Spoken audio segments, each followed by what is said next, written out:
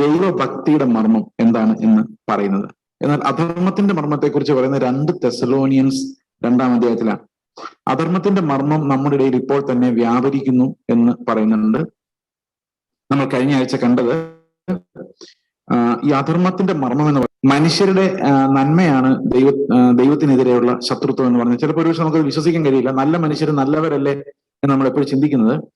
പക്ഷെ കഴിഞ്ഞ ആഴ്ച നമ്മൾ കണ്ടതുപോലെ അധർമ്മത്തിന്റെ മർമ്മം വ്യാപരിക്കുന്നത് മനുഷ്യരിലൂടെയാണ്, മനുഷ്യത്വത്തിലൂടെയാണ്. മനുഷ്യന്റെ എൻജോയ്മെന്റ് ആണ് അന്ത്യകാലത്ത് അധർമ്മത്തിന്റെ ക്ലൈമാക്സിലേക്ക് നമ്മളെ വളരെ വേഗം എത്തിക്കുന്നത്.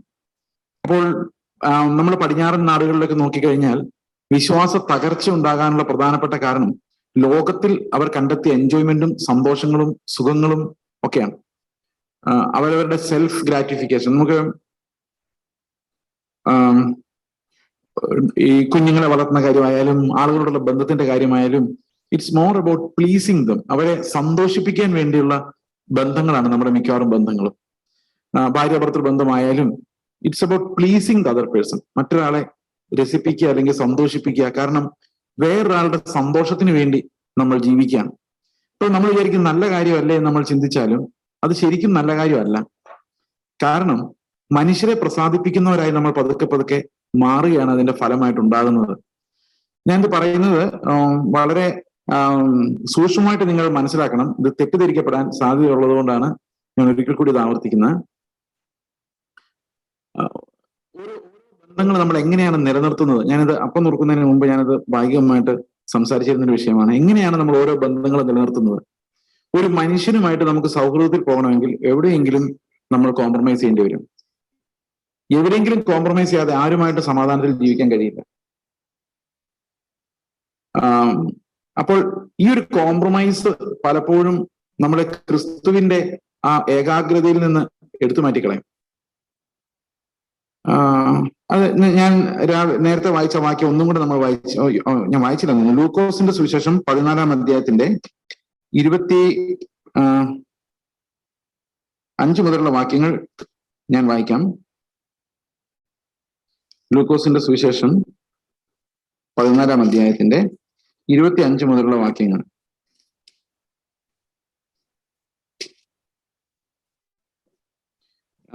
ഒരു മിനിറ്റ് ഞാൻ വായിക്കാം. ഏറിയ പുരുഷാരം അവനോട് കൂടെ പോകുമ്പോൾ അവൻ തിരിഞ്ഞ് അവരോട് പറഞ്ഞത്, എന്റെ അടുക്കൽ വരികയും അപ്പനെയും അമ്മയും ഭാര്യയും മക്കളെയും സഹോദരിമാരെയും സഹോദരന്മാരെയും സഹോദരികളെയും സ്വന്തം ജീവനെയും കൂടെ പകയ്ക്കാതിരിക്കുകയും ചെയ്യുന്നവൻ എന്റെ ശിഷ്യനായിരിക്കാൻ കഴിയുകയില്ല. തന്റെ ക്രൂശ് എടുത്തുകൊണ്ട് എന്റെ പിന്നാലെ വരാത്തവനും എന്റെ ശിഷ്യനായിരിക്കാൻ കഴിയുകയില്ല. അവസാനം പറയുന്നത് 33-ാം വാക്യത്തിൽ പറയുന്നത്, അങ്ങനെ തന്നെ നിങ്ങളിൽ ആരെങ്കിലും തനിക്കുള്ളതൊക്കെയും വിട്ടു പിരിയുന്നില്ല എങ്കിൽ അവൻ എന്റെ ശിഷ്യനായിരിക്കാൻ കഴിയുകയില്ല. ഉപ്പ് നല്ലത് തന്നെ ഉപ്പ് കാരമില്ലാതെ പോയാൽ എന്തോന്നുകൊണ്ട് അതിന് രസം വരുത്തും.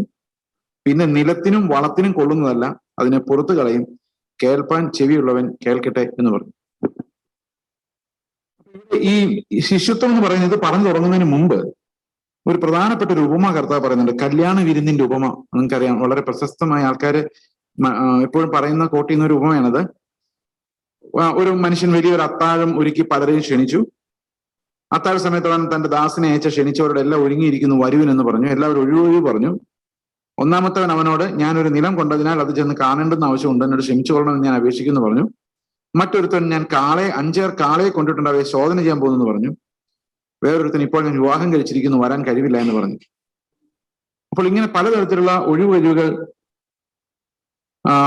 പറയുന്നത് നമ്മൾ കാണുന്നുണ്ട്. അപ്പോൾ ഒരു കർത്താവ് പറയുകയാണ്, ഈ ഒഴിവുകൾ പറഞ്ഞവരൊന്നും എന്റെ അത്താഴം ആസ്വദിക്കുകയില്ല എന്ന് ഞാൻ സത്യമായിട്ടും നിങ്ങളോട് പറയുന്നു. ഇപ്പൊ ഒരു എക്സാമ്പിൾ ആയിട്ട് കർത്താവ് പറഞ്ഞിരിക്കുന്നതാണ്. നമുക്ക് കർത്താവിന്റെ പിന്നാലെ പോകാനുള്ള തടസ്സങ്ങൾ എന്ന് പറയുന്നത് ഈ 14-ാം അധ്യായത്തിൽ ത്രൂ ഔട്ട് അതാണ് കാണുന്നത്. കർത്താവിന്റെ ആ ഒരു ക്രൂശിന്റെ വഴി, ഇടുക്ക് വഴിയിലൂടെ പോകാൻ നമ്മുടെ ഏറ്റവും വലിയ തടസ്സം എന്ന് പറയുന്നത് മനുഷ്യൻ നോക്കുമ്പോൾ നല്ലതായിട്ട് തോന്നുന്ന കാര്യങ്ങളാണ്, ചീത്തയായിട്ട് തോന്നുന്ന കാര്യങ്ങളല്ല. ചില ആൾക്കാർ പറയും, എനിക്ക് കുറച്ചുകൂടെ പണം ഉണ്ടായിരുന്നെങ്കിൽ ഞാൻ കർത്താവിന് വേണ്ടി ഇറങ്ങുമായിരുന്നു, അല്ലെ കുറച്ചുകൂടെ എനിക്ക് സപ്പോർട്ട് ഉണ്ടായിരുന്നെങ്കിൽ ഞാൻ കർത്താവിന്റെ വേലയ്ക്ക് ഇറങ്ങുമായിരുന്നു. പക്ഷെ സത്യത്തിൽ ഈ സപ്പോർട്ടുകളും പണവും ഒന്നും ദൈവവേലയ്ക്ക് അനുകൂലമല്ല, അത് പ്രതികൂലമാണ്. കാരണം പണം ഉണ്ടാകുമ്പോഴാണ് ഇറങ്ങാൻ കൂടുതൽ പ്രയാസം. ബന്ധങ്ങൾ ഉണ്ടാകുമ്പോഴാണ് കൂടുതൽ തടസ്സം. അവരായിരിക്കും നമ്മളെ തടയുന്നത്. ക്രിസ്തുവിന്റെ വഴിയിൽ നമ്മളെ തടയുന്നത് ഏറ്റവും അടുത്ത് സ്നേഹമുള്ളവരായിരിക്കും. ഇപ്പൊ നമ്മളൊരു ക്രൂശിന്റെ വഴിയെ തെരഞ്ഞെടുത്ത് യാത്ര ചെയ്യുമ്പം അയ്യോ അത് അരുത് എന്ന് പറയുന്ന ആരായിരിക്കും? ഏറ്റവും കൂടുതൽ നമ്മളെ ജനീകമായിട്ട് സ്നേഹിക്കുന്ന ആൾക്കാരായിരിക്കും പറയുന്നത്. അവർക്കാണ് നമ്മുടെ യാത്ര വിഷമം ഉണ്ടാക്കുന്നത്. അല്ല, വഴിയെ പോകുന്നവർക്ക് എന്താ സങ്കടം? ഒരു സങ്കടമില്ല. അപ്പോൾ റിലേഷൻഷിപ്പുകൾ, ഞാൻ നേരത്തെ പറഞ്ഞതുപോലെ, ഈ റിലേഷൻഷിപ്പുകൾ എപ്പോഴും നമ്മളൊരു കോംപ്രമൈസിന് നിർബന്ധിക്കും. എന്തിനോടുള്ളൊരു കോംപ്രമൈസ് ആണ്? കർത്താവ് നമ്മെ വിളിച്ച വിളിയോടും അവൻ നമ്മോട് ജീവിക്കാൻ ആവശ്യപ്പെടുന്ന യേശുക്രിസ്തുവിന്റെ ജീവനോടും നമ്മൾ കോംപ്രമൈസ് ചെയ്യുവാൻ പലപ്പോഴും നമ്മുടെ ബന്ധങ്ങളാണ് നമ്മളെ നിർബന്ധിക്കുന്നത്. ഈ കോംപ്രമൈസിൽ പലപ്പോഴും നമ്മൾ വീണു പോകുന്നത് അതാണ് ഇന്ന് ഉചിതമെന്ന് മനുഷ്യത്വം നമ്മളെ പഠിപ്പിക്കുന്നത് കൊണ്ടാണ്. ഞാൻ ഈ കൗൺസിലിങ്ങിന്റെ ഒരു തലം മനസ്സിലാക്കുന്നതിന് മുമ്പ് ഞാനും വിചാരിച്ചിരുന്നത് എനിക്കെല്ലാം നഷ്ടമാകുമെന്നായിരുന്നു. പിന്നെ കോളേജിൽ പഠിക്കുമ്പം, ബൈബിൾ കോളേജ് പഠിക്കുമ്പോൾ ഈ കൗൺസിലിങ്ങിന്റെ കാര്യങ്ങളൊക്കെ പഠിച്ചു തന്നപ്പോഴാണ് എനിക്ക് മനസ്സിലായത് പല ക്രിസ്തീയ ബന്ധങ്ങൾ നിലനിൽക്കുന്ന കൗൺസിലിങ്ങിന്റെ ബലത്തിലാണ്. അതായത് കോംപ്രമൈസ്, മേക്ക് ഫെൻസസ്, അല്ല മേക്ക് ബ്രിഡ്ജസ്, അങ്ങനെ അങ്ങോട്ടും ഇങ്ങോട്ടും ഒരു ലോവർ ലെവലിൽ, കർത്താവിന്റെ ഒബീഡിയൻസിന് വളരെ താഴ്ന്ന ലെവലിൽ ഒരു കോംപ്രമൈസ് ഉണ്ടാക്കി, പീസ് ഉണ്ടാക്കി മുമ്പോട്ട് പോകാനുള്ള ഒരു ആഹ്വാനമാണ് എപ്പോഴും നമുക്ക് ലഭിക്കുന്നത്. അപ്പോൾ ഇന്ന് നമ്മൾ കൗൺസിലിങ്ങിന് പോയാലും ഒരു ഭാര്യയും ഭർത്താവിനും വിളിച്ചിട്ട് പറയുന്നത് ഭാര്യയുടെ ഇഷ്ടങ്ങൾ നോക്കണം, ഭർത്താവിന്റെ ഇഷ്ടങ്ങൾ നോക്കണം എന്നാ പറയാൻ പറ്റും. അങ്ങനെയല്ലേ പറയുന്നത്? നിങ്ങൾ അങ്ങനെയല്ലേ കേട്ടിട്ടുള്ളത്? പക്ഷെ യഥാർത്ഥത്തിൽ കർത്താവിന്റെ മഹത്വം അന്വേഷിക്കുന്നവൻ ഭാര്യയുടെ ഇഷ്ടമോ ഭർത്താവിന്റെ ഇഷ്ടമോ അല്ല, കർത്താവിന്റെ ഇഷ്ടം മാത്രമേ നോക്കാവുള്ളൂ എന്നുള്ളതാണ് ഈ വാക്യത്തിന്റെ അർത്ഥം. അവിടെ വേദനിക്കുന്നവരുണ്ടാവും, മുറിവേൽക്കുന്നവരുണ്ടാവും. അവിടെ കോംപ്രമൈസ് ചെയ്യാൻ മാത്രം സാധിക്കില്ല. കാരണം കർത്താവ് വെച്ചിരിക്കുന്ന, അല്ലെങ്കിൽ നമ്മൾ ആരെ പോലെ കോംപ്രമൈസ് ചെയ്ത് കഴിഞ്ഞാൽ ആരെ പോലെ ആവും? കാരമില്ലാത്ത ഉപ്പ് പോലെ പ്രയോജനമില്ലാത്തവരും ചവിട്ടിക്കളയപ്പെടേണ്ടവരുമായിട്ട് മാറും. അപ്പൊ ബന്ധങ്ങൾ, നമ്മളെ ഏറ്റവും നല്ല ബന്ധങ്ങൾ, ഇന്ന് പ്രത്യേകിച്ചും ക്രിസ്ത്യാനികളാണ് പ്രശ്നം. അതായത് അവിശ്വാസികളെ സംബന്ധിച്ച് നമ്മൾ അത്രയും ചിന്തിക്കില്ലായിരിക്കും, പക്ഷേ we are more conscious about them. പക്ഷെ വിശ്വാസികളായ സഹോദരങ്ങളും കുടുംബങ്ങളും തന്നെ ഈ ഒരു ക്രൂശ്, എല്ലാവരും യൂണിവേഴ്സിൽ എല്ലാവരും വെറുക്കുന്ന ഒരു സാധനമാണ് ക്രൂശ് എന്ന് പറയുന്നത്. അപ്പൊ നമ്മൾ ഇല്ല എനിക്ക് ക്രൂശ് ഭയങ്കര ഇഷ്ടമാണെന്ന് നിങ്ങൾ പറഞ്ഞാലും ശരിക്കും ക്രൂശിന്റെ ഒരു അനുഭവത്തിലേക്ക് വന്നു കഴിയുമ്പം യേശുവിനെ ക്രൂശിക്കാന്ന് ആർത്തി വിളിച്ച് ആരും യേശുവിനോട് വിരോധം ഉണ്ടാകുന്നവരായിരുന്നില്ല, അല്ലെ? ആണോ? യേശുവിനെ ക്രൂശിക്കാന്ന് ആർത്തി വിളിച്ച ഒരൊറ്റ ആൾക്ക് പോലും യേശുവിനോട് വ്യക്തിപരമായ വിരോധം ഉണ്ടായിരുന്നില്ല. തലേദിവസം വരെ ഓശാന എന്ന് പറഞ്ഞിരുന്നവരും കർത്താവ് തന്ന നന്മകളെല്ലാം സ്വീകരിച്ച് സ്തോത്രം പറഞ്ഞുകൊണ്ടിരുന്നവരാ, അല്ലെ?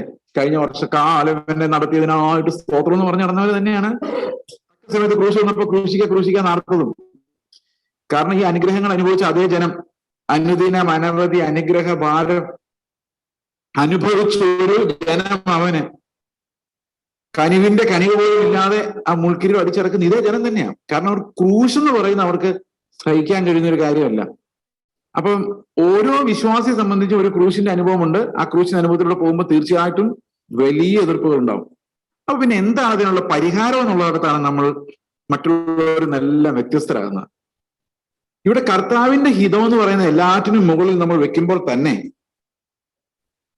ഈ മനുഷ്യരെ ഉപേക്ഷിച്ച് കളയാൻ നമുക്ക് ഒരിക്കലും സാധിക്കില്ല. എന്തുകൊണ്ട് സാധിക്കില്ല എന്ന് വെച്ച് കഴിഞ്ഞാൽ, ക്രിസ്തുവിന്റെ വെളിച്ചം അവരുടെ മേൽ പ്രകാശിക്കാൻ നമ്മൾ നമ്മളെ തന്നെ വിട്ടുകളയുന്നവനാണ് ഒരു വിശ്വാസി എന്ന് പറയുന്നത്. യേശുവിന്റെ സ്നേഹം എന്ന് പറയുന്നത് വിട്ടുകളയുന്നതാണ്. എന്താണ് വിട്ടുകളയുന്നത്? കർത്താവിന്റെ വചനം അല്ല വിട്ടുകളയുന്നത്, എന്നെ തന്നെയാണ് വിട്ടുകളയുന്നത്. എന്നെ വിട്ടുകളയാതെ എനിക്ക് ആരെയും സ്നേഹിക്കാൻ സാധിക്കില്ല. നിങ്ങൾക്ക് നിങ്ങളുടെ ഭർത്താവിനെ സ്നേഹിക്കണമെങ്കിൽ, ഭാര്യയെ സ്നേഹിക്കണമെങ്കിൽ, മക്കളെ സ്നേഹിക്കണമെങ്കിൽ നിങ്ങൾക്ക് നിങ്ങളെ തന്നെ വിട്ടുകളയേണ്ടി വരും. ഞാൻ എന്ന് പറയുന്ന ആ സാധനത്തെ മരണത്തിന് ഏൽപ്പിക്കാതെ ഒരിക്കലും നമുക്ക് ആരെയും ക്രിസ്തുവിന്റെ സ്നേഹത്താൽ സ്നേഹിക്കാൻ സാധിക്കില്ല. അതല്ലാത്ത എല്ലാ സ്നേഹങ്ങളും കോംപ്രമൈസിന് നമ്മൾ നിർബന്ധിക്കുകയായിരിക്കും ചെയ്യുന്നത്. കാരണം എന്റെ രാജ്യം പോലെ അല്ല എന്റെ ഭാര്യയുടെ രാജ്യം, എന്റെ ഭാര്യയുടെ രാജ്യം പോലെ അല്ല എന്റെ മക്കളുടെ രാജ്യം. അവരെല്ലാം ഓരോരോ രാജ്യങ്ങളും രാജാക്കന്മാരാ. അവരോരോ ചെയറിലിരുന്ന് അവരുടെ ഇഷ്ടങ്ങളെല്ലാം നിർവചിച്ചു വെച്ചിട്ടുണ്ട്. അവരങ്ങനെ പോവുള്ളൂ, ഞാനും അങ്ങനെ പോവുള്ളൂ. അപ്പോൾ ഞാൻ അവരെ പ്രസാദിപ്പിക്കുമ്പോൾ ഞാൻ എന്താ ചെയ്യുന്നത്? അവരുടെ രാജ്യവുമായി ഞാനൊരു സഖ്യം ചെയ്യുകയാണ്. അങ്ങോട്ടും ഇങ്ങോട്ടും ഒരു കോംപ്രമൈസ് ചെയ്യാതെ, ഈ കോംപ്രമൈസ് ചെയ്യാതെ സ്നേഹിക്കണമെങ്കിൽ ഞാൻ എന്ത് ചെയ്യണം? ഞാൻ മരണത്തിന് എന്നെ തന്നെ, ഈ മരണം അനുഭവിച്ചാൽ മാത്രമേ ക്രിസ്തുവിന്റെ ശിഷ്യനായിരിക്കാൻ സാധിക്കുള്ളൂ. ആ മരണത്തിലൂടെ നമ്മൾ കടന്നുപോയില്ലെങ്കിൽ നമ്മൾ ഉറക്കെ സംസാരിക്കുമായിരിക്കാം, ആളുകളോടെല്ലാം സുവിശേഷം പറയുമായിരിക്കാം, നല്ല പ്രസംഗങ്ങൾ പറയുമായിരിക്കാം. പക്ഷെ മരണം അനുഭവിച്ചില്ലെങ്കിൽ അവന്റെ ജീവന്റെ പുതുക്കത്തിൽ നടക്കുവാനും നമുക്ക് സാധിക്കില്ല. അവന്റെ ജീവന്റെ പുതുക്കത്തിൽ നടക്കാൻ നമുക്ക് സാധിക്കില്ല. ഇവിടെ പറയുന്നത് ഇത് സ്വാഭാവികമായി ഇപ്പം രണ്ട് വ്യക്തികൾ തമ്മിലുള്ള കോംപ്രമൈസിലൂടെ ഉണ്ടാകേണ്ടതല്ല ഒരു ബന്ധവും. ഇപ്പൊ നിങ്ങൾ തമ്മിൽ ആരെങ്കിലും തമ്മിൽ ഒരു ആശയക്കുഴപ്പമുണ്ടായാൽ, if you are a Christian, നിങ്ങൾ ചെയ്യേണ്ടത് കർത്താവ് എന്ത് പറയുന്നു മാത്രമാണ്. അതാണ് ഈ വാക്യം ഉദ്ദേശിക്കുന്നത്. കർത്താവ് എന്ത് പറയുന്നു, you come to that one single question. Yesu ആയിരുന്നു എന്റെ സ്ഥാനത്തെങ്കിൽ എന്ത് ചെയ്യുമായിരുന്നു? ബാക്കി എല്ലാറ്റിനോടും ഐ ഡൈഡ്, ഞാൻ മരിച്ചു. അതിനർത്ഥം സ്നേഹം ഇല്ലെന്നല്ല, എനിക്ക് വേറെ നിവൃത്തിയില്ല. മരിച്ചു പോയവൻ എന്തെങ്കിലും നിവൃത്തിയുണ്ടോ? ഒരു നിവൃത്തിയില്ല, ഒന്നും ചെയ്യാൻ പറ്റത്തില്ല, ഐ ഡൈഡ്. എന്നാലും നീ ഇതെന്നോട് ചെയ്തല്ലോ, നിവൃത്തിയില്ല, എന്ത് ചെയ്യാൻ പറ്റും? I died. എന്നാലും നിന്നെ കുറിച്ച് ഇങ്ങനെ ഒന്നല്ല പ്രതീക്ഷിച്ചിരുന്നത്, പക്ഷെ എന്റെ പിതാവ് എന്നെ കുറിച്ച് ഇങ്ങനെ പ്രതീക്ഷിച്ചിരുന്നു, അതുകൊണ്ട് ഇങ്ങനെ ആ പറ്റുള്ളൂ. എന്നാലും നീ എന്ത് മണ്ടത്തരാ കാണിക്കുന്നേ? എന്ത് ചെയ്യാനാ? പഴയ റിസോഴ്സിനോടെല്ലാം ഞാൻ മരിച്ചുപോയി. I am not there in that world. ആ ലോകത്തിൽ ഞാൻ ഇല്ല. അപ്പോൾ സുവിശേഷകർക്കും പലപ്പോഴും സംഭവിക്കുന്നത് ഈ പലതരത്തിലുള്ള കോംപ്രമൈസസിന് അവർ നിർബന്ധിക്കപ്പെടുന്നുള്ളതാണ്. കർത്താവ് എന്നോട് എനിക്കൊരു 3.5-4 വർഷം മുമ്പ് എന്നോട് സംസാരിച്ചൊരു വാക്യമാണ്, ഇപ്പോൾ നീ മുറുകെ പിടിച്ചിരിക്കുന്ന ഈ മാനസാന്തരം നീ കൈവിട്ട് കളഞ്ഞാൽ നിന്നെ തിരിച്ച് അതേ ജീവനിലേക്ക് റിസ്റ്റോർ ചെയ്യാൻ, അതേ ഓട്ടത്തിലേക്ക് റിസ്റ്റോർ ചെയ്യാൻ സാധിക്കില്ല എന്ന്. അതിനകത്ത് രക്ഷ നഷ്ടപ്പെട്ടു പോകുന്നല്ല ഞാൻ ഉദ്ദേശിക്കുന്നത്. നമ്മൾ എന്ത് ഓട്ടമാണോ ഇപ്പോൾ ഓടുന്നത്, എന്ത് പ്രസംഗമാണോ ഇപ്പോൾ പ്രസംഗിക്കുന്നത്, എന്ത് ജീവനെ കുറിച്ചാണോ നമ്മൾ സാക്ഷിക്കുന്നത്, ഏത് പരിജ്ഞാനത്തെക്കുറിച്ചാണോ ദൈവത്തിന്റെ വചനത്താൽ നിർബന്ധിക്കപ്പെടുന്നത്, ആ ഒരു പരിജ്ഞാനത്തിന്റെ ഓട്ടം രണ്ടാമത് ഓടാനുള്ള ഒരു അവസരം നമ്മൾ കോംപ്രമൈസ് ചെയ്യുമ്പം ഉണ്ടായില്ല. അതെങ്ങനെ കോംപ്രമൈസ് ചെയ്താലും that opportunity will be lost for ever. അതാണ് എബ്രായ ലേഖനം 6-ാം അധ്യായത്തിൽ പറയുന്നത്. രക്ഷ പോകുന്നതിനെ കുറിച്ചല്ല എബ്രായ ലേഖനം 6-ാം അധ്യായം, പരിജ്ഞാനത്തിന്റെ ഓട്ടം നിന്നു പോകുന്നതിനെ കുറിച്ചാണ്. എവിടെ നിന്നു പോകുന്നത്? തടസ്സം എപ്പോഴും ഹ്യൂമൻ ബീയിങ് ആണ്, മനുഷ്യനാണ് തടസ്സം. നമ്മുടെ ആഗ്രഹങ്ങൾ, നമ്മുടെ എസ്റ്റിമേറ്റ്, നമ്മുടെ ഒരാളെ കുറിച്ചുള്ള എസ്റ്റിമേറ്റ്, നമ്മുടെ ആശയങ്ങള്, നമ്മുടെ സ്വപ്നങ്ങള്, അല്ലെ? ഇപ്പം മക്കളെ കുറിച്ച് നമുക്കൊരു സ്വപ്നമുണ്ട്, അല്ലെ? അപ്പനെ അമ്മയെ കുറിച്ചൊരു സ്വപ്നമുണ്ട്, ഒരു ഇങ്ങനെ പെരുമാറണമെന്ന് ഞങ്ങൾ ആഗ്രഹിക്കുന്നു. അല്ലെങ്കിൽ ഭാര്യയെക്കുറിച്ച്, ഭാര്യ ഇങ്ങനെ പെരുമാറണമെന്ന് ആഗ്രഹിക്കുന്നു. അവിടെ ഇതെല്ലാം തകർക്കപ്പെടാം. ഇതെല്ലാം നമ്മളെപ്പോലെ ആകണമെന്നില്ല. പക്ഷെ മാനുഷികമായിട്ട് നോക്കി കഴിഞ്ഞാൽ മനുഷ്യന്റെ ഫിലോസഫി എന്ന് പറഞ്ഞാൽ മക്കളെ ആയാലും വേദനിപ്പിക്കരുത്, അവരെന്ത് ചെയ്യണം? അവരെ പ്രസാദിപ്പിക്കണം. നമ്മൾ അപ്രിയമായ സത്യങ്ങൾ പറയരുത്, അല്ലെ?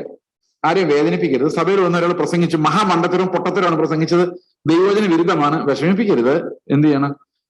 ഇന്ന് കേട്ട വലിയ ആലോചനയ്ക്കായിട്ട് സ്തോത്രം എന്ന് പറഞ്ഞിട്ട്, അല്ലെ? ഞാൻ കേട്ടിട്ടില്ല അങ്ങനെ. ഞാൻ പ്രസംഗിക്കുമ്പോൾ ഒട്ടും ഇഷ്ടപ്പെടാത്ത പാസ്റ്റർമാർ വരെ വലിയ ആലോചനയാണെന്ന് പറഞ്ഞ് സ്തോത്രം ചെയ്യിപ്പിച്ചിട്ടുണ്ട്.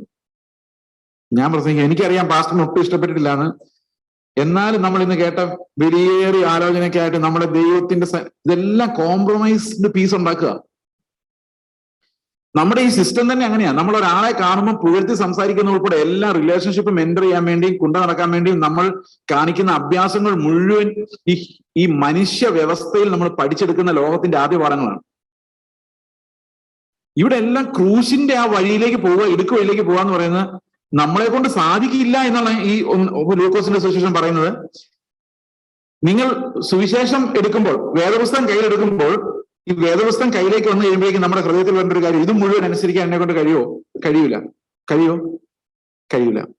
പക്ഷേ നിങ്ങളൊരു ഗോപുരം പണിയാൻ ഇച്ഛിച്ചാൽ, ഞാൻ പണ്ടൊരിക്കൽ സംസാരിച്ചുള്ള വിഷയം, അന്ന് നിങ്ങളാരും ആയിരുന്നില്ല കൂടി വരുന്നത്. ഓക്കെ, അതുകൊണ്ട് ലൂക്കോസിന്റെ സുവിശേഷം 14:28 മുതൽ ഒന്നുകൂടെ വായിക്കാം. ലൂക്കോസിന്റെ സുവിശേഷം 14:20.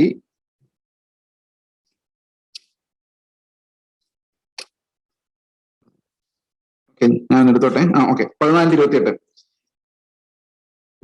നിങ്ങളിൽ ആരെങ്കിലും ഒരു ഗോപുരം പണിയാൻ ഇച്ഛിച്ചാൽ ആദ്യം ഇരുന്നത് തീർപ്പാൻ വകയുണ്ടോ എന്ന് കണക്ക് നോക്കുന്നില്ല. അപ്പൊ നമ്മൾ സുവിശേഷയിലെ ശിഷ്യനായിട്ട് ഇറങ്ങുമ്പോൾ നമ്മൾ ആദ്യം എന്താ നോക്കണ്ടേ? ഈ പറയുന്ന കൽപ്പനകളെല്ലാം അനുസരിച്ച് ഒരു ഗോപുരം പണിയാൻ എന്നെ കൊണ്ട് പറ്റുമെന്ന് കണക്ക് നോക്കണം. അല്ലെങ്കിൽ അടിസ്ഥാനം ഇട്ട ശേഷം തീർപ്പാൻ വകയില്ല എന്ന് വന്നേക്കാം. അല്ലെങ്കിൽ വലിയ പ്രസംഗം മാത്രമേ കാണുള്ളൂ, അവസാനം ജീവിതത്തിലൊന്നും ഉണ്ടാവില്ല. അപ്പൊ നല്ല തുടക്കമായിരുന്നു. തുടങ്ങുന്ന സമയത്ത് എല്ലാവരുടെ സുവിശേഷം പറയുന്നു, ഭയങ്കര ആവേശമായിരുന്നു. പക്ഷെ കുറെ കഴിയുമ്പോൾ എന്ത് സംഭവിക്കും? ഈ അടിസ്ഥാനം അവിടെ കിടക്കും, ബാക്കിയുള്ള ഒന്നും പണിയാൻ പറ്റത്തില്ല. അപ്പൊ ആൾക്കാർ കളിയാക്കാനിടയാവും. കാണുന്നവരെല്ലാം ഈ മനുഷ്യൻ പണിയുവാൻ തുടങ്ങി, തീർപ്പാനോ വകയില്ലല്ലോ എന്ന് പരിഹസിക്കുമല്ലോ. അല്ല, ഒരു രാജാവ് മറ്റൊരു രാജാവിനോട് പടയേൽപ്പാൻ പുറപ്പെടും മുമ്പേ ഇരുന്ന് 20,000 വരുന്നവനോട് താൻ 10,000 എതിർപ്പാൻ മതിയോ എന്ന് ആലോചിക്കുന്നില്ലയോ? പോരാ എന്ന് വരികിൽ മറ്റവൻ ദൂരത്തിരിക്കുമ്പോൾ തന്നെ സ്ഥാനാപതികളെ അയച്ച് സമാധാനത്തിനായി അപേക്ഷിക്കുന്നു. അപ്പൊ ഈ 2 എക്സാമ്പിൾസ് ആണ് കർത്താവ് പറഞ്ഞേക്കുന്നത്. ഒന്ന്, ഒരു ഗോപുരം പണി പോലെ പ്രയാസമാണ്, നമ്മൾ സുവിശേഷ വേലയല്ല, യേശുവിന്റെ ശിഷ്യനായി ജീവിക്കുക എന്ന് പറയുന്നത്.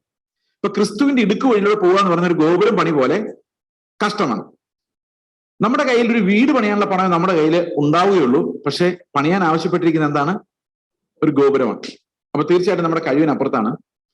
അതുപോലെ തന്നെ നമ്മുടെ കയ്യിൽ 10,000 സൈന്യമേ ഉള്ളൂ, പക്ഷെ നമ്മുടെ എതിരെ വരുന്നവരുടെ കയ്യിൽ എത്രയുണ്ട്? അപ്പൊ നമ്മൾ രണ്ടിടത്തും എന്ത് ചെയ്യാൻ നിർബന്ധിക്കപ്പെടുക? കോംപ്രമൈസ് ചെയ്യാൻ നിർബന്ധിക്കപ്പെടുക. ഒന്നുകിൽ ഈ ഗോപുരത്തിന്റെ അടിസ്ഥാനം ഇടുന്നതിന് പകരം ഒരു വീട് പണിത് രക്ഷപ്പെടാം, അല്ലെ? ഇപ്പൊ ഗോപുരം പണിയണ്ട, ഉള്ള പൈസ കൊണ്ട് ഉള്ളത് പണിതാൽ മതി. ഇതല്ലേ നമ്മൾ എപ്പോഴും കേൾക്കുന്നത്, അല്ലെ? നമുക്ക് പറ്റുന്നൊക്കെ മതി ബ്രദറെ, ആ ആളെ കൊണ്ട് അത്രേ പറ്റുള്ളൂ, നിങ്ങൾ കൂടുതൽ നിർബന്ധിക്കരുത്, അല്ലേ? കാരണം എന്താ? ഗോപുരം പണിയാൻ ഉദ്ദേശിക്കുന്നില്ല, വീട് പണിയാനുള്ളത് ഉള്ളൂ, മതിയോ? ദാറ്റ്സ് എ ബിഗ് കോംപ്രമൈസ്, അല്ലെ? നമ്മുടെ ആവശ്യപ്പെട്ടിരിക്കുന്നത് എന്തോ? എന്നെ വീട് പണിയാനുള്ളൂ, ഞാൻ വീട് പണിയുന്നുള്ളെന്ന് പറഞ്ഞാൽ ദൈവത്തിന്റെ നീതി ആവുമോ? ദൈവത്തിന്റെ നീതി ആവില്ല. ഇനി കപ്പാസിറ്റി ഇല്ലെന്ന് പറഞ്ഞാൽ ആവുമോ? ആവില്ല. കാരണം എന്താ? കപ്പാസിറ്റി ഇല്ലെങ്കിൽ എന്ത് ചെയ്യണം? കർത്താവിന്റെ അടുത്തേക്ക് വരണം. അടുത്ത വാക്യം, എന്റെ കയ്യിൽ 10,000 സൈന്യമേ ഉള്ളൂ, 20,000 ഒരാൾ എതിരെ വരുന്നു. ഞാൻ പറയും എനിക്ക് കപ്പാസിറ്റി ഇല്ല, ഞാൻ കോംപ്രമൈസ്. കപ്പാസിറ്റി ഇല്ല പിന്നെ എന്ത് ചെയ്യാനേ പറ്റുള്ളൂ? കോംപ്രമൈസ് ചെയ്യാൻ മാത്രമേ പറ്റുള്ളൂ. കാരണം അവിടെ പണിതില്ലെങ്കിൽ ചുമ്മാ ഇരിക്കാന്നേ ഉള്ളൂ. ഇവിടെ 20,000 എതിരാളി വരുന്നുണ്ട്, എന്തെങ്കിലും ചെയ്തേ പറ്റുള്ളൂ. നമ്മുടെ കയ്യിൽ 10,000 ഉള്ളൂ, പോയാൽ തോറ്റു പോവുകയുള്ളൂ. അപ്പൊ നമ്മൾ എന്ത് ചെയ്യും? എന്റെ കയ്യിൽ 10,000 ഉള്ളൂ, അതുകൊണ്ട് 10,000 മാത്രമേ ഞാൻ യുദ്ധം ചെയ്യാൻ തയ്യാറുള്ളൂ. 20,000 വരാനുള്ള യുദ്ധം എന്റെ കയ്യിൽ പറ്റുമോ? അങ്ങനെ പറ്റുമോ? പറ്റുകയില്ല. അപ്പം സുവിശേഷത്തിന്റെ നിർബന്ധം എന്ന് പറഞ്ഞാൽ, നമ്മൾ ഇറങ്ങിക്കഴിഞ്ഞാൽ സുവിശേഷം നമ്മൾ നിർബന്ധിക്കുന്നത് അവന്റെ കൂടെ മരിക്കുക എന്നുള്ളതാണ്. അതുവരെ നമ്മുടെ മേലിൽ നിർബന്ധം കിടക്കും. അവന്റെ കൂടെ നാം മരിക്കുന്നവരെ, ആ മരണം പൂർണ്ണമായി നമ്മൾ അനുഭവിക്കുന്നവരെ ഈ ഇടുക്ക് വഴിയുടെ നിർബന്ധം നമ്മുടെ മേൽ കിടക്കും. അതാണ് ആത്മാവ് നമ്മുടെ മേൽ ഉണ്ടെന്നുള്ളതിന്റെ ഏറ്റവും പ്രധാനപ്പെട്ട അടയാളം. We will be compelled by the love of Christ. The love of Christ compels me and controls me. 2 കൊരിന്ത്യർ ലേഖനം 5:14 the love of Christ controls me. എന്തിലേക്ക് കൺട്രോൾ ചെയ്യുന്നറിയോ? ഇംഗ്ലീഷ് സ്റ്റാൻഡേർഡ് വേർഷനിൽ അങ്ങനെയാണ്, the love of Christ controls me for I conclude that when one man died for all died in him. ഞാൻ ഇങ്ങനെ അത് conclude ചെയ്യുന്നു. എന്താണ്? ഒരുവൻ എല്ലാവർക്കും വേണ്ടി മരിച്ചിരിക്കെ എല്ലാവരും മരിച്ചു. ഇത് ആരാ നിർബന്ധിക്കുന്നത്? എങ്ങോട്ട്? ഈ മരണത്തിന്റെ പോയിന്റിലേക്ക് ആരാ നമ്മളെ നിർബന്ധിക്കുന്നത്? ക്രിസ്തുവിന്റെ സ്നേഹം. The love of Christ compels me എന്നാണ് പഴയ ട്രാൻസ്ലേഷൻസിൽ. എന്നാൽ പുതിയ ട്രാൻസ്ലേഷൻസിൽ controls me into that death എന്നാണ്. അവന്റെ മരണത്തിലേക്ക് എന്നെ ആര് നിയന്ത്രിക്കുന്നു? ക്രിസ്തുവിന്റെ സ്നേഹം എന്നെ നിയന്ത്രിക്കുന്നു. So I don't have A middle ground. ഇപ്പൊ ഇവിടെ ഈ 10,000 വരുന്നവന് ഒരു മിഡിൽ ഗ്രൗണ്ട് എന്ന് പറഞ്ഞു കഴിഞ്ഞാൽ എന്താണ്? കോംപ്രമൈസ് മാത്രമാണ്. അപ്പൊ നമ്മൾ പലപ്പോഴും ജീവിതത്തിൽ ഈ ശിഷ്യത്വത്തിൽ എപ്പോഴും ഈ കോംപ്രമൈസിന് നിർബന്ധിക്കപ്പെടുന്ന, ഒന്നുകിൽ അത് സ്നേഹം കൊണ്ടും മറ്റൊന്ന് ഗതികേട് കൊണ്ടുമാണ് നമ്മൾ കോംപ്രമൈസ് ചെയ്യേണ്ടതായിട്ട് വരുന്നത്. ഒന്ന് മനുഷ്യനോടുള്ള സ്നേഹം കാരണം നടത്തുന്ന കോംപ്രമൈസസ് ആണ്, മനുഷ്യരെ പ്രസാദിപ്പിക്കാൻ ശ്രമിക്കുമ്പോൾ നടത്തുന്ന കോംപ്രമൈസസ്. മറ്റൊന്ന് ഗതികേട് കൊണ്ട് കോംപ്രമൈസ് ചെയ്യുന്നതാണ്, വേറെ നിവൃത്തി ഇല്ലാത്തതുകൊണ്ടുള്ള കോംപ്രമൈസ് ആണ്. ആദ്യത്തേത് അവന് വേണമെങ്കിൽ ഓപ്ഷൻ ഉണ്ടായിരുന്നു, എന്താ ഒന്നും പണിയാൻ നടക്കാം, അല്ലെ, പറ്റുമായിരുന്നു. പക്ഷെ രണ്ടാമത്തത് ഗതികേട് കൊണ്ടാണ്. ഈ 20,000 എതിരെ വരുമ്പോ എന്ത് ചെയ്യണം? കൈ 10,000 ഉള്ളവൻ എന്ത് ചെയ്യണം? എന്ത് ചെയ്യാൻ പറ്റും? യുദ്ധത്തിൽ നിന്ന് പിൻവാങ്ങി ഓടാം, അല്ലെങ്കിൽ കോംപ്രമൈസ് ചെയ്യാം. അപ്പൊ കർത്താവ് പറയുന്നത് എന്താണ്? അങ്ങനെ തന്നെ. അടുത്ത വാക്യം എന്താ നോക്കി? അങ്ങനെ തന്നെ. എങ്ങനെ തന്നെ? ഈ 2 ഉപമകളിലേതുപോലെ തന്നെ നിങ്ങൾക്കുള്ളതെല്ലാം വിട്ടുപിരിയുന്നില്ലെങ്കിൽ. ഈ 2 ഉപമകളിൽ ആരാ വിട്ടുപിരിഞ്ഞ? എന്തെങ്കിലും ആരെങ്കിലും വിട്ടുപിരിഞ്ഞോ? ആരും ഒന്നും വിട്ടുപിരിഞ്ഞില്ലല്ലോ, ഇല്ലേ? 10,000 ഒരുത്തൻ നിൽക്കുന്നു, വേറൊരുത്തൻ അടിസ്ഥാനം പണിയാനുള്ള പൈസ ആയിട്ട് നിൽക്കുന്നു. അവിടെ ആരെങ്കിലും എന്തെങ്കിലും വിട്ട് കളഞ്ഞോ? ആരും ഒന്നും വിട്ട് കളഞ്ഞില്ല. പക്ഷെ അത് വിട്ട് കളഞ്ഞില്ലെങ്കിൽ ഈ 2 പണിയും നടക്കുകയില്ല. ഏതാ? ഈ 10,000 അവൻ വിട്ടുകളയാതെ, ഈ അടിസ്ഥാനം ഇടാനുള്ളതെല്ലാം അവന്റെ റിസോഴ്സസിനെ തന്നെ വിട്ടുകളയാതെ, തനിക്കുള്ളതെല്ലാം വിട്ടുകളയാതെ. അപ്പൊ 10,000 വരുന്ന സൈനികൻ എന്താ ചെയ്യേണ്ടത്? രാജാവ് എന്താ ചെയ്യേണ്ടത്? ആ 10,000 വിട്ടുകളയുക ചെയ്യേണ്ടത്, അല്ലെ? തനിക്കുള്ളതൊക്കെയും. അപ്പൊ അത് വിട്ടുകളഞ്ഞാൽ മാത്രമേ നമുക്ക് എന്ത് പറ്റുള്ളൂ? ഈ യുദ്ധത്തിൽ ജയിക്കുള്ളൂ. നമ്മുടെ ആയുധങ്ങൾ കൊണ്ട് ഇത് ജയിക്കില്ല. ഇനി എന്താണ് ഈ 10,000 എന്ന് പറയുന്ന സൈന്യം? അതിന്റെ മുകളിൽ എഴുതിയിട്ടുണ്ട് അപ്പൻ, അമ്മ, ഭാര്യ, മക്കൾ, സഹോദരങ്ങൾ, വിദ്യാഭ്യാസം. നമുക്ക് കുറച്ചുകൂടെ കൂട്ടാം. പണം, വിദ്യാഭ്യാസം, അംഗീകാരം, ലോകം. ഇതുകൊണ്ട് നമ്മൾ എന്ത് ചെയ്യാൻ സംഭവം? നീതിമാന്മാരായിട്ട് ഗോപുരം പണിയാൻ നോക്കിയാൽ നടക്കില്ല. നമ്മുടെ എബിലിറ്റി കൊണ്ട് ആ പരിപാടി നടക്കില്ല. നമ്മൾ എത്ര ഗ്യാദർ ചെയ്താലും ഈ ധനം നമുക്കൊരു പരിധി വരെ ഗ്യാദർ ചെയ്യാൻ പറ്റുള്ളൂ. അതുകൊണ്ട് ഈ ഗോപുരം പണിയാനോ യുദ്ധം ജയിക്കാനോ നമുക്ക് കഴിയില്ല. എന്നിട്ട് കർത്താവ് പറയാണ്, എന്റെ പിന്നാലെ വന്നിട്ട് ഇതിൽ ഏതെങ്കിലും ഒന്നിനോട് നിങ്ങൾ ബിഹോൾഡൻ ആണെങ്കിൽ, ബിഹോൾഡൻ എന്നുള്ള വാക്ക് ഇംഗ്ലീഷിൽ സ്നേഹം, ഭയങ്കരമായ സ്നേഹത്തെ കുറിക്കുന്നതാണ്, അല്ലെ നന്ദിയെ കുറിക്കുന്നതാണ്. I am greatly beholden to you എന്ന് പറഞ്ഞു കഴിഞ്ഞാൽ ഞാൻ ഭയങ്കരമായിട്ട് നിന്നോട് കടപ്പെട്ടിരിക്കുന്ന, ഹോൾഡ് ചെയ്യപ്പെട്ടിരിക്കുന്ന, ഹോൾഡ്. അപ്പൊ അങ്ങനെ നമ്മൾ ലോകത്തോട് ഇങ്ങനെ എന്തിനോടെങ്കിലും ഹോൾഡ് ചെയ്യപ്പെട്ടിരിക്കുകയാണെങ്കിൽ നമുക്ക് എന്ത് ചെയ്യാൻ പറ്റത്തില്ല? ശിഷ്യനായിട്ട് കർത്താവിന് വേണ്ടി ജീവിക്കാൻ കഴിയില്ല. അപ്പൊ ഓരോ ഡിസിഷനിലും മുമ്പിൽ പുറകിലും ഒരു മരണമുണ്ട്. അവന്റെ മരണത്തോട് താതാത്മ്യപ്പെടാതെ, അതാണ് റോമാലേഖനത്തിൽ നമ്മൾ കാണുന്നത്, അവന്റെ മരണത്തിന്റെ സദൃശത്തോട്, സ്വരൂപത്തോട് നമ്മൾ ഏകീഭവിച്ചില്ലെങ്കിൽ അവന്റെ പുനരുത്ഥാനത്തോട് ഏകീഭവിക്കാൻ നമുക്ക് സാധിക്കില്ല. അതോടൊപ്പം തന്നെ വേറൊരു കാര്യം ഇതിന്റെ കൂടെ ചേർക്കാനുള്ളത്, നിങ്ങളുടെ ഭവനത്തിൽ അവിശ്വാസികളായ ഭാര്യയോ ഭർത്താവോ സഹോദരനോ സഹോദരിയോ ഉണ്ടെങ്കിൽ അവരുടെ മുൻപിൽ നിങ്ങൾ അവർക്ക് വേണ്ടി മരിക്കാൻ വിളിക്കപ്പെട്ട ആളാണ്. അതാണ് നിങ്ങളുടെ 1ാം നമ്പർ മിഷൻ ഫീൽഡ്. അവിടെ മരിക്കാനാണ് നിങ്ങളെ വിളിച്ചേക്കുന്നത്. നിങ്ങൾ ഉഗാണ്ടയിൽ പോയി മരിക്കുന്ന 2ാമതാണ്. ആദ്യം മരിക്കേണ്ടത് എവിടെയാണ്? എന്റെ വീട്ടിലെ എന്റെ ഒരു മിഷൻ ഉണ്ട്. ആ മിഷന് ഞാൻ മരിക്കാൻ തയ്യാറാണ്. അത് ചിലപ്പോൾ മരിച്ചില്ലെങ്കിൽ നമ്മൾ പോകേണ്ടി വരും. കർത്താവ് പറഞ്ഞാൽ എവിടെ വേണമെങ്കിലും പോകേണ്ടി വരും. പക്ഷെ പ്രൈമറി മിഷൻ എന്ന് പറയുന്നത്, it is to that unbeliever in my home. അവന് വേണ്ടി വിട്ടുകൊടുക്കാൻ, സമയവും ജീവിതവും കാലവും വിട്ടുകൊടുക്കാൻ കർത്താവിന്റെ സ്നേഹം നമ്മളെ നിർബന്ധിക്കുന്നു. കാരണം കർത്താവ് എന്താ ചെയ്തത്? അവന് നമ്മളുമായിട്ടൊരു കോംപ്രമൈസ് ചെയ്തിട്ട് സമാധാനം ഉണ്ടാക്കാൻ പറ്റത്തില്ലായിരുന്നു. അതുകൊണ്ട് കർത്താവ് എന്ത് ചെയ്തു? അവനുള്ളതെല്ലാം നമുക്ക് വിട്ടു തന്നിട്ട് അവൻ മരണത്തിന് ഏൽപ്പിച്ചു കൊടുത്തുകൊണ്ടാണ് നമുക്കൊരു സമാധാനം ഉണ്ടാക്കി തന്നത്. ഇത് തന്നെയാണ് നമ്മൾ നമ്മുടെ ചുറ്റുമുള്ള ഓരോ സഹോദരങ്ങളോടും മരണത്തിന് ഏൽപ്പിച്ചു കൊടുത്തുകൊണ്ടാണ് നമ്മൾ അവരെ സ്നേഹിക്കുന്നത്. നിങ്ങൾ ഒരു പ്രതിസന്ധിയുടെ നടുവിലാണെങ്കിൽ ഈ മരണമല്ലാതെ, ക്രിസ്തുവിനോടൊപ്പമുള്ള മരണമല്ലാതെ, അവന്റെ ജീവനല്ലാതെ നിങ്ങൾക്ക് അതിന് രക്ഷപ്പെടാൻ ഒരു വഴിയും ഇല്ല. അപ്പോൾ every one has to enquire this. എന്റെ കൂടെയുള്ള അവിശ്വാസിയായ ആൾ, അല്ലെങ്കിൽ വിശ്വാസത്തിൽ മെച്യൂരിറ്റി ഇല്ലാത്ത ഒരാളെ നേടാൻ വേണ്ടി ഞാൻ എന്താണ് ചെയ്യേണ്ടത്? ഞാൻ എന്റെ കംഫേർട്സിനെ അബാൻഡൻ ചെയ്ത്, എന്റെ റൈറ്റ്സ്, എന്റെ അവകാശങ്ങളെ അബാൻഡൻ ചെയ്ത് കളയാം. എനിക്ക് വേണ്ടത് ഞാൻ എടുക്കുന്നില്ല. എന്തുകൊണ്ട് എടുക്കുന്നില്ല എന്ന് വെച്ച് കഴിഞ്ഞാൽ, അവകാശങ്ങളില്ല. കാരണം അവൻ എങ്ങനെയെങ്കിലും രക്ഷപ്പെടണമെന്ന് മാത്രമേ ഉള്ളൂ. But I cannot compromise. Compromise ചെയ്ത് എന്ത് സംഭവിക്കും? നമ്മൾ വഴിയിലിട്ട് ചവിട്ടിക്കളയുന്ന പതിര് പോലെയാവും. ഈ മനുഷ്യൻ എന്ന് പറയുന്ന മിസ്റ്ററി ഉണ്ടല്ലോ, ഞാൻ കഴിഞ്ഞ ആഴ്ച പറഞ്ഞ മിസ്റ്ററി ഓഫ് ലോലെസ്നെസ്, ഇത് വളരെ സൂത്രത്തിൽ സൈക്കോളജി ആയിട്ടും സാരോപദേശമായിട്ടും ധർമ്മോപദേശമായിട്ടും നല്ലവനാകുന്നുള്ള നിർബന്ധമായിട്ടും എങ്ങനെയൊക്കെയോ നമ്മുടെ ഇടയിൽ കയറിക്കൂടി ഇത് അങ്ങോട്ടും ഇങ്ങോട്ടും പ്രസാദിപ്പിക്കുന്ന പരിപാടികളാണ് നമ്മുടെ എല്ലാ റിലേഷൻഷിപ്പുകളും. ശ്രദ്ധിച്ചിട്ടുണ്ടോ അത്? അവിടെ സഹോദരങ്ങളെ, നമ്മൾ മരണത്തിന് ഏൽപ്പിക്കപ്പെട്ട് കർത്താവിന്റെ ക്രൂശിന്റെ ആ ഒരു എംബ്രേസിലേക്ക് നമ്മൾ വന്നില്ലെങ്കിൽ, റിലേഷൻഷിപ്പ് എല്ലാം ക്രൂശിനാൽ ശുദ്ധീകരിക്കപ്പെട്ടില്ലെങ്കിൽ നമ്മൾ മനുഷ്യരുടെ കോംപ്രമൈസിൽ വീണു പോകുന്നവരാകും. നമ്മുടെ ഓട്ടവും നമ്മുടെ പ്രതിഫലവും എല്ലാം ശൂന്യവും ശുഷ്കവും അഗ്നിക്കിരയാകുന്നതുമായി മാറുമെന്ന ദൈവത്തിന്റെ വചനം നമുക്ക് മുന്നറിയിപ്പ് നൽകുന്നു.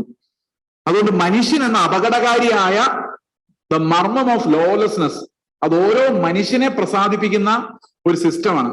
ഇപ്പം അതാണ് പൗലോസ് പറഞ്ഞത്, ഓരോ റിലേഷൻഷിപ്പിൽ ഈ പ്രസാദിപ്പിക്കാൻ നോക്കുന്നിടത്താണ് എന്ത് സംഭവിക്കുന്നത്? ക്രിസ്തു മഹത്വപ്പെടാതിരിക്കുന്നത്.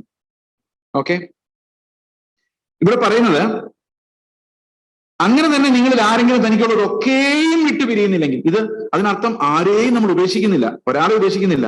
അവർക്കെല്ലാം നമുക്ക് കൊടുക്കാൻ ഒരു കാര്യമുള്ളൂ. ആരാണ്? ഈ ക്രിസ്തുവിന്റെ പുതിയ ജീവൻ. അതവർ അക്സെപ്റ്റ് ചെയ്യാൻ അവർ തയ്യാറായിരിക്കില്ല. കാരണം it will be very difficult for them to accept. യേശുവിന്റെ ജീവൻ നമ്മൾ ഓഫർ ചെയ്യുന്ന വേറെ അക്സെപ്റ്റ് ചെയ്യണമെന്ന് യാതൊരു നിർബന്ധമില്ല. But we keep on giving it, persuading everyone. അത് ജീവിതകാലം മുഴുവൻ നമ്മൾ ആ കർത്താവിന്റെ ജീവൻ ഇങ്ങനെ ജീവന്റെ ജലനദിയിൽ ഇങ്ങനെ ഒഴുകിക്കൊണ്ടേയിരിക്കണം. അത് മരണത്താൽ മാത്രമേ, അവന്റെ കൂടെയുള്ളൊരു മരണത്താൽ മാത്രമേ അത് സാധിക്കുള്ളൂ. Uncompromised love. ഒരാളുടെ വ്യക്തിപരമായ താല്പര്യങ്ങളോടും കോംപ്രമൈസ് ചെയ്യാതെ അവനെ സ്നേഹിക്കുക എന്ന് പറയുന്നത് വളരെ പാടാണ്. ചിലപ്പോൾ അവരുടെ ഒരു ഇഷ്ടവും നടക്കാതെ തന്നെ അവരെ തന്നെ സ്നേഹിക്കുക. ബട്ട് എനിക്ക് അവരുടെ ഇഷ്ടത്തിനനുസരിച്ച് ഒന്നും ചെയ്യാൻ കഴിയുന്നില്ല. But still that love is there intact. അത് അങ്ങനെ തന്നെ നിങ്ങൾ. ഇതാണ് ക്രിസ്തുവിന്റെ സ്നേഹത്തിന്റെ ഒരു മർമ്മം എന്ന് ഞാൻ ചിന്തിക്കുന്നു. That's how Jesus loved us. അവൻ നമ്മുടെ ഒരു സിസ്റ്റത്തിലേക്കും കടന്നു വന്നില്ല.